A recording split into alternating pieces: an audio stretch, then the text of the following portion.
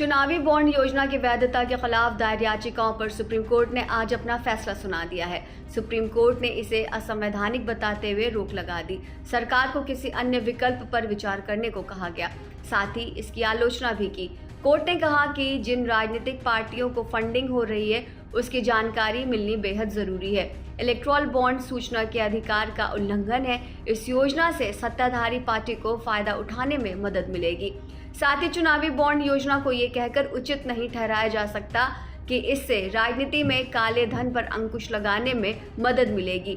दानदाताओं की गोपनीयता महत्वपूर्ण है, लेकिन पूर्ण छूट देकर राजनीतिक फंडिंग में पारदर्शिता हासिल नहीं की जा सकती। Chief justice DY Chandrachud, justice Sanjeev Khanna, justice BR Gavai, justice JB Pardiwala और जस्टिस मनोज मिश्रा की पीठ ने मामले पर सर्वसम्मति से फैसला सुनाया है। हालांकि पीठ में दो अलग अलग विचार रहे।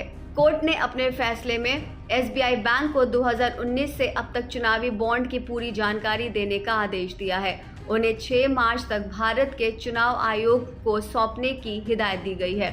ECI इसे 13 मार्च तक आधिकारिक वेबसाइट पर प्रकाशित करेगा। साथ ही राजनीतिक दल इसके बाद खरीदारों के खाते में चुनावी बॉन्ड की राशि वापस करेंगे। भारत के मुख्य न्यायाधीश DY चंद्रचूड़ की अध्यक्षता वाली 5 सदस्यीय संविधान पीठ ने पिछले साल 2 नवंबर को मामले में फैसला सुरक्षित रख लिया था, जिसको आज सुनाया गया है।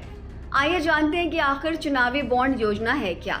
दरअसल इस योजना के अनुसार चुनावी बॉन्ड भारत के किसी भी नागरिक या देश में स्थापित इकाई द्वारा खरीदा जा सकता था। कोई भी व्यक्ति अकेले या अन्य व्यक्तियों के साथ मिलकर चुनावी बॉन्ड खरीद सकता था।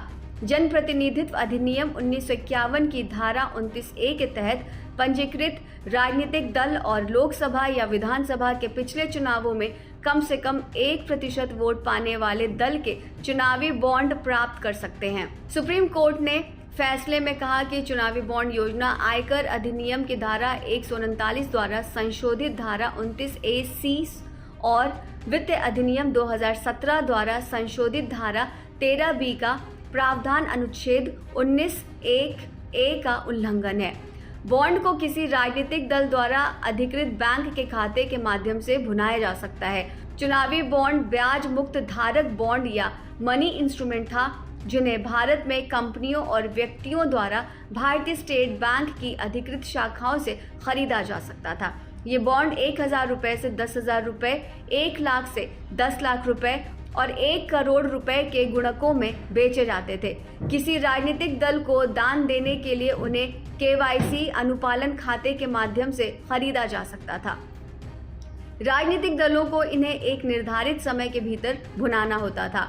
दानकर्ता का नाम और अन्य जानकारी दस्तावेज पर दर्ज नहीं की जाती थी और इस प्रकार चुनावी बॉन्ड को गुमनाम कहा जाता था। किसी व्यक्ति या कंपनी की तरफ से खरीदे जाने वाले चुनावी बॉन्ड की संख्या पर कोई सीमा नहीं थी। सरकार ने 2016 और 2017 के वित्त अधिनियम के माध्यम से चुनावी बॉन्ड योजना शुरू करने के लिए 4 अधिनियमों में संशोधन किया था। ये संशोधन अधिनियम लोक प्रतिनिधित्व अधिनियम 1951, RPA, कंपनी अधिनियम 2013, आयकर अधिनियम 1961 और विदेशी योगदान विनियम अधिनियम 2010 यानी FCRA 2016 और 2017 के वित्त अधिनियमों के माध्यम से थे। 2017 में केंद्र सरकार ने इलेक्टोरल बॉन्ड स्कीम को वित्त विधेयक के रूप में सदन में पेश किया था। संसद से पास होने के बाद 29 जनवरी 2018 को इलेक्टोरल बॉन्ड स्कीम की अधिसूचना जारी की गई थी। इस मामले की कोर्ट में 31 अक्टूबर से सुनवाई शुरू हो चुकी थी। मामले की सुनवाई प्रधान न्यायाधीश DY चंद्रचूड़ की अध्यक्षता वाली 5 सदस्यीय संविधान पीठ ने की।